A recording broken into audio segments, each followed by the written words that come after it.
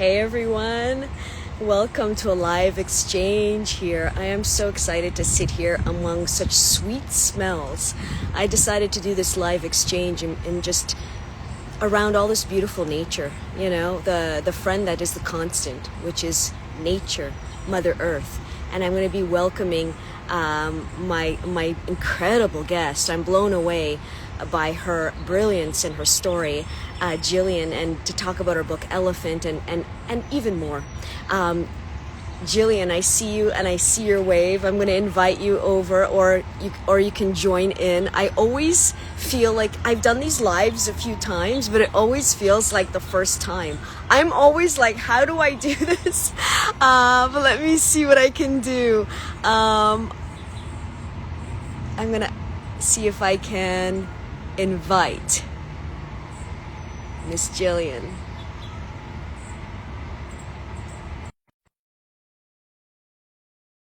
That works. How is everybody today? I usually do my lives from inside, from my desk, but decided to change it up. Hi, Hi Jillian! there. Can you hear Can you me? hear me? Yes. Can you hear Oh, me? yes, I can. I had to put my volume up. I'm so happy to sit here with you. Welcome. And likewise, very happy to be here with you. I am so not technically competent, so this is Oh, amazing that I managed to get on. that you did it so fast, actually, and so Oh, so easy. I'm so happy to welcome you. I decided to do something different and sit outside in this beautiful park down the street from me, and the smells are so sweet. I think there's sage or there's something around here in my heart. I'm sitting here going, I'm alive, and I get to speak with an incredible author and survivor. First of all, for the viewers, your full name is Gillian, but I don't want to butcher your last name. Shirreffs or Shirreff? very close to Sheriff's, but Shirreff. nobody can pronounce it here, never mind anywhere else. It's a very Yes. strange Oh, name. But Sheriff, all the way. anything you want to call me is good because you're Well, incredible and I'm so happy to be here speaking to you. oh, And thank you in nature. And actually, I was told by a friend, go somewhere quiet. But even somewhere quiet, I can hear the birds singing behind me because in Glasgow, the yes. birds like to sing loudly, even at 6 o'clock at night. And you know what? There's planes just going over me. There's an airport, a little airport nearby. But I find that it's all charming. It's all a sense of we are alive, hearing these things. But I want to introduce you good and proper.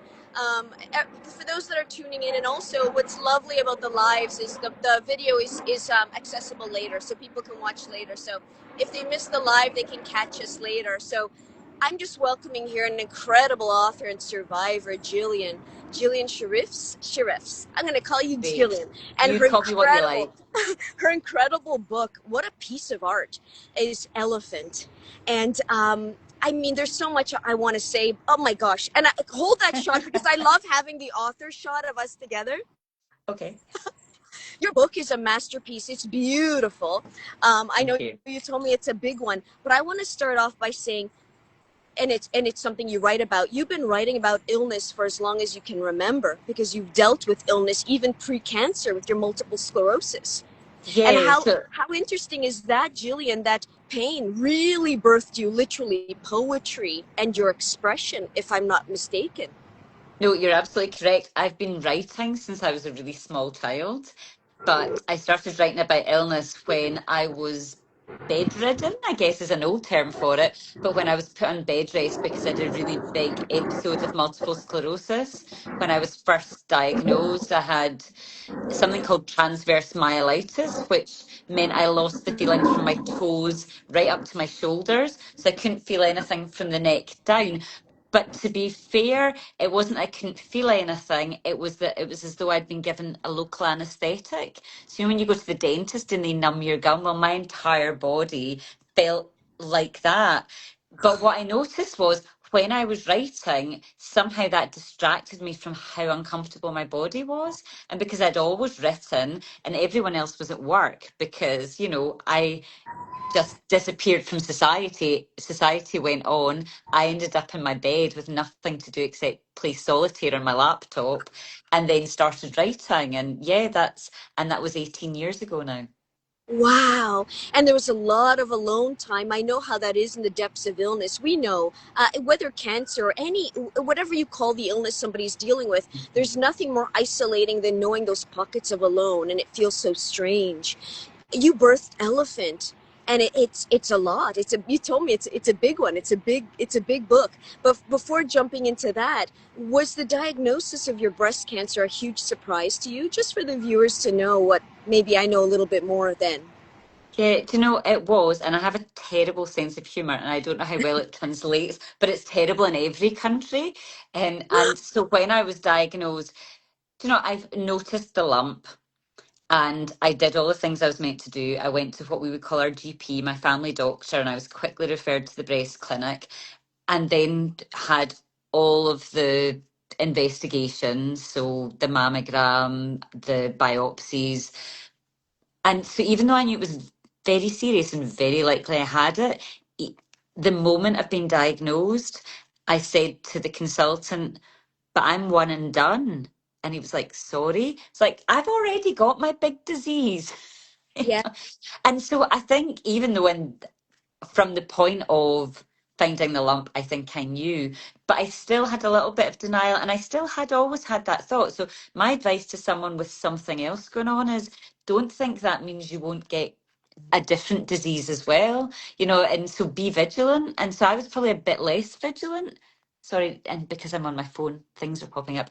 So I was probably less vigilant than I should have been because I did, even though I didn't really believe I was one and done, I sort of did, if that makes any sense. There was a bit of a strangeness there. So, yeah, my bad sense of humour meant that I said that to the consultant, even though I did know he was telling the truth and I did actually have the disease that he was diagnosing me with.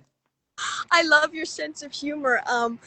I had texted you before, just a simple thing that you're a brilliant woman. You are a brilliant woman. I love what you said about it takes a village to raise a child, but it truly takes a village to support someone through illness. And how true is that? The depths of illness is so polarizing and so scary, and that it requires a sense of tenacity and inner strength and also faith in something. Mhm. Was there something that you held on to in all those pockets of alone, and maybe as you were writing, something that you leaned on in terms of faith or a practice or a meditation or anything that you could share? Yeah, no, of course. So I think there's a number of things. One of the things was being in the outdoors as you are now. So walking, I'm very lucky in that there's an incredible cancer hospital just over a mile away from me. I'm going to point that way because that's the direction it's in.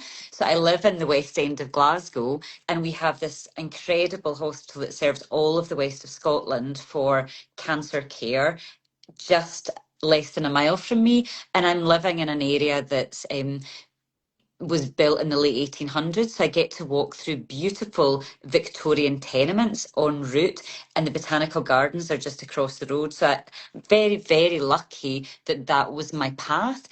But I'm also very stubborn. There's a Scottish word. I might teach you some Scottish words in this. So the Scottish word is thrawn to mean you're very stubborn. So even when I wasn't well enough to walk just over a mile to go for treatment or an appointment, I would walk anyway. And I the practice I had was trying to stay in the moment. And so I had this thing I did back in the day when Twitter was called Twitter. I used to use it because I had a doctorate. So I was part of kind of academic Twitter. Who knew there was a thing? And I started a hashtag that I'm sure I wasn't the first person to start, but for me, I started it.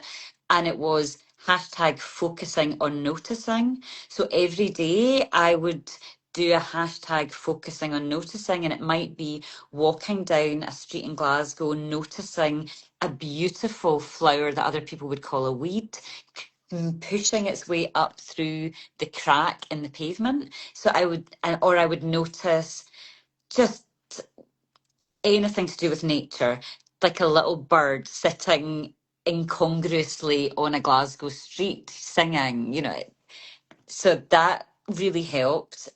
Community helped, which is one of the reasons that Elephant exists, because I wanted to celebrate the community that supported me through a very difficult time in my life and continues to do so. That helped. I do have faith. I'm the product of 3 Irish grandparents and an Irish mother, so I've got a good Catholic faith, and the priest who, I showed up early doors. So just as I was diagnosed, I showed up to him and said, "You might have heard of a fair weather Catholic. Well, I'm a foul weather Catholic. So you're going to be seeing a lot more of me just." Then, of course, I got so sick that wasn't true. But again, I enjoyed my sense of humour.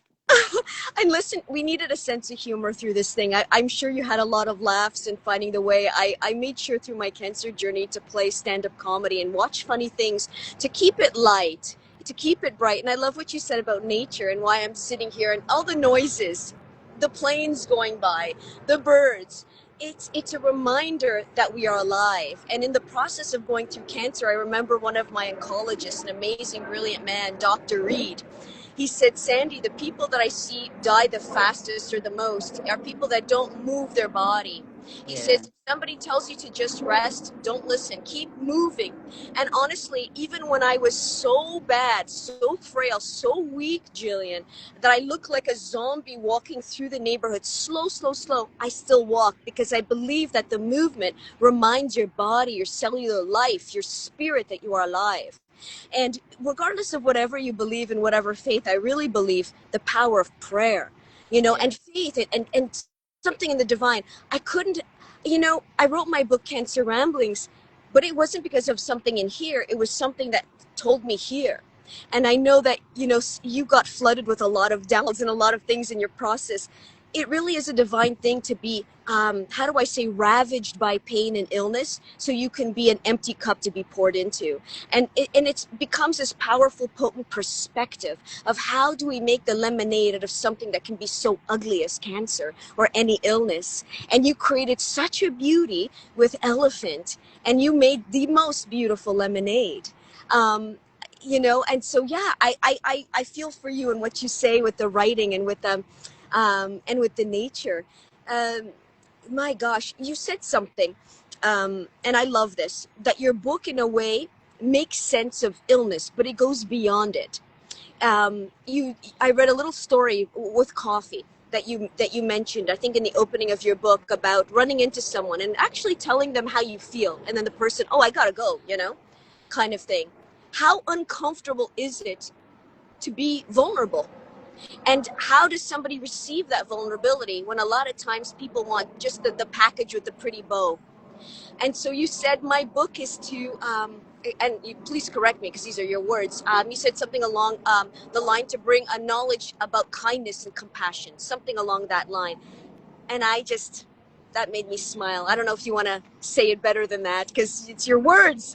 no, you said it beautifully, and I really appreciate you taking the time to say that. And I think it is really important because none of us are trained in kindness and compassion. We learn it by experiencing it, we learn it by seeing it. And so, partly what I want Elephant to do is to give people the tools for kindness and compassion, because certainly, so I'm a fiction writer. I was a fiction writer before Yes. I got breast cancer. And I wrote a short story because I'm a fiction writer. So some of what's in Elephant are little bits of short stories that I wrote. And I still continue to go to classes, so online classes, because I think that classes are really important when you're doing anything or learning, improving your process. Doesn't matter how long you've done it for. So I was in a class and the prompt was "in disguise." So I wrote a piece of fiction that appears in Elephant because what came to mind for me with "in disguise" was I vanished to this place that I live in that I would walk through. I lost my hair. I was skeletally thin, and I would walk down the street and somehow I would manage to make a street in Glasgow just empty of people. And it was like, because people don't know what to do with that. So it's not that. So I've made up a story about it. And part of it was in my head. It felt like everyone was leaping into a shop whenever I walked down a road. So it's, part of it is just a fiction writer in me. But I created fiction around, the fact that you become in disguise. You become not so much invisible, but disguised. And it's partly to do with the discomfort people feel. So I hope that by reading books like your book, like my book, that people will just feel equipped, that when they see someone that they slightly know, or even a stranger who looks to be an extremist, that they will smile, that they will say hello, that they won't cast their eyes down or jump into a shop in case you say hello to them. I'm letting that plane fly by. It's so charming. I love what you say about that because, Jillian, for a long time, because I know you lost your hair and your brows, you lost everything the way I did.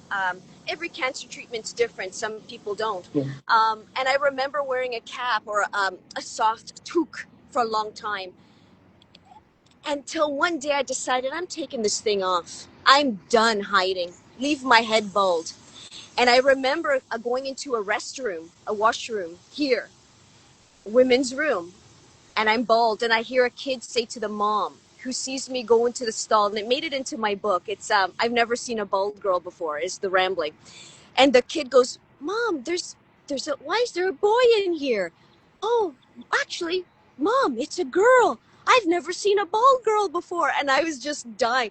And it was so interesting. I thought, how did I impact that child and what she's experienced? But that was a positive sweetness of it. But then there's the other hand.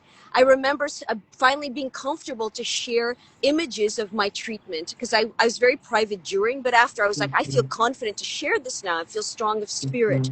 And I remember getting some comments from some people I didn't even know, strangers, on Instagram. Oh, please put on a wig, a hat. You shouldn't be around here like this. And I didn't even reply. I just thought, shouldn't be whatever I am. And I'm proud of that I'm standing bald and that I survived 6 aggressive rounds of chemotherapy. What is there to hide? What is there we are all of it in the landscape of life is beauty. To take care of an ill animal or to see somebody that's in a different stage of their life. You know, yeah, I love so much. I don't know. I'm rambling about this now, but it's the importance. That's why I love what you said. It's how the word kindness. Yeah.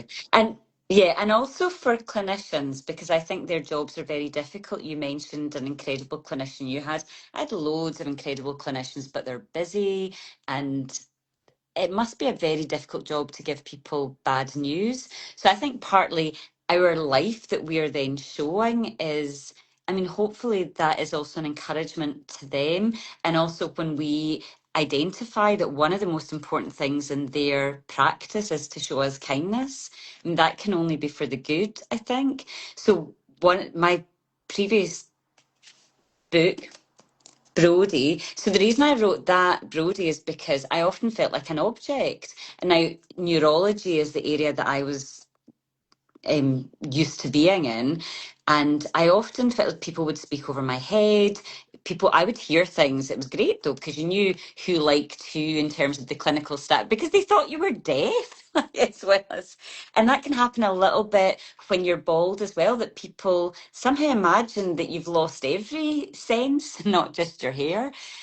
So I just think that the more we tell our stories, so I told Brody and it's narrated by an object because I wanted to help people, the reader, explore what does it feel like to be an object. So this object sits without anybody really paying attention to it. It's a copy of a book and people just live their lives around it and it's privy to lots of gossip as a result and it's got lots of judgment on people as a result. And just to let, so my dark humour again, but just to let people experience something that they haven't yet experienced. So there's a big talk about prehabilitation. And I think the more we can tell our stories, it means that someone who's then in the situation that we've been in, it can feel more familiar because they have somehow experienced it through our fiction or our non-fiction, that it's not as scary because somehow it's a bit more familiar to them, because when we don't speak about it, that's when people don't have the experience and they don't have the pre-knowledge to help them. I wanted to say that I love that you brought that up. Whether somebody has the diagnosis that we had, cancer, I hope nobody gets that diagnosis. But what I found with a few people that read my book, that don't have cancer, not touched at all, they said, Sandy, I now don't fear cancer. So it's in our shared stories that we can empower each other and the aftermath, of cancer. There's the going through the diagnosis, there's the dark cave, and then the daunting feeling of rebuilding. And so through our shared stories, we can not necessarily sugarcoat something. Cancer is hard and the Mhm. scariest time of my life. I'm sure in your own And way. My gosh, was it a different kind of hell?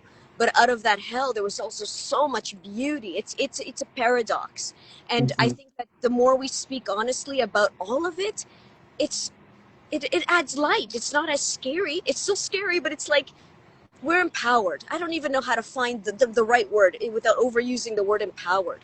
Um, Jillian, I'm going to ask you a question, and it's a question. I think a lot of people always ask this question, so it's not that exciting in terms of me giving you a unique question, but I am curious because the answer is always exciting when I hear it. The question is this: what do you hope the readers who haven't read your book will take away from your book? I know it's a very simple question, but it's the answers that I found most profound and interesting. For a new person that picks up Elephant. I would hope that they would have a sense of community. I would hope that regardless of, so mine is about the community that's built through illness, but I hope that they would have a strong sense of community and a real desire to be part of community and to include as many people as they can in their community. So to recognize the difference that somebody speaking to me on the street made, the difference somebody handwriting me a card, the difference someone knitting me a hat. Mm. Oh, something else they might do as well, though. I discovered that I was a flight risk so I had 22 infusions of chemo over about 17 months.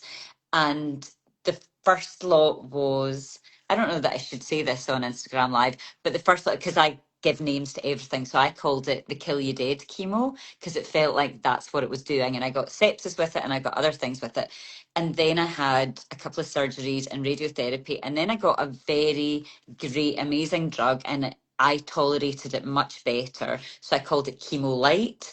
And when I was on chemo light, because I didn't think it was actively trying to kill me, I found that I was actually much less mentally able to cope. So when I'd been in extremis, I just got up and I went to my appointments and I came back and I did whatever I needed to do. And I was in that mode of just forcing myself through. And then when I had 9 months of a treatment that wasn't as brutal, and with 3 weeks in between, I found I got really anxious about showing up to be cannulated, to have the chemotherapy. And I actually took up knitting as a result. I hadn't knitted since I was a child. So here's a wee thing that maybe there'll be a whole slew of people will take up knitting as a result of reading Elephant. Because I would sit in obviously you can't do it once you're cannulated, but I would sit in the waiting room and it might take an hour for your name to be called because I said hospitals are really busy places. And I would get so anxious that I would think, I am going to get up and walk out of here. I'm actually not going to stay sitting till my name's called. So I took and I started knitting scarves. So there's all these pictures because Elephant is a book with images in it as well. So there's all these, and what I thought was, I'm going to have, there was 16 months of treatment. So I decided I would knit 16 scarves, but I only decided that 5 months before the end of treatment, so I had to knit them pretty quickly. So they're pretty straightforward Wow. scarves. And I gave them to people who'd meant something to me. I gave them to the pharmacist who'd made things better because she would figure out what were good support drugs. I knitted them for neighbours who'd helped me. So again, that's community, but I also was doing something active. I knitted what I think were quite beautiful scarves. They were very simple, straightforward scarves. And yeah, I gave them. So on my last ever visit for like at the end of active treatment, I brought 3 scarves, one of which was for my oncologist, and gave so somebody who seems way beyond you would ever give a very simple plain knitted scarf. But that's about community. So I'm guessing one, I would like everyone to take up knitting because it's so therapeutic and fun. And also that, people like kindness so that they would want to be in community as a result of reading Elephant and show kindness. That's so beautiful. And it's the simple gestures that are so profound. It's the simple things, I know that is so beautiful. Gosh, I'd be so curious to see one of your scars. It's the simple pleasures, the simple beauties, and the gestures. Um, even being now in remission, Gillian, about a year and a half, I got to say I thank cancer for the sense of even more deepened community and Mhm. connecting with beautiful people like you. I want to thank Kevin as well for his.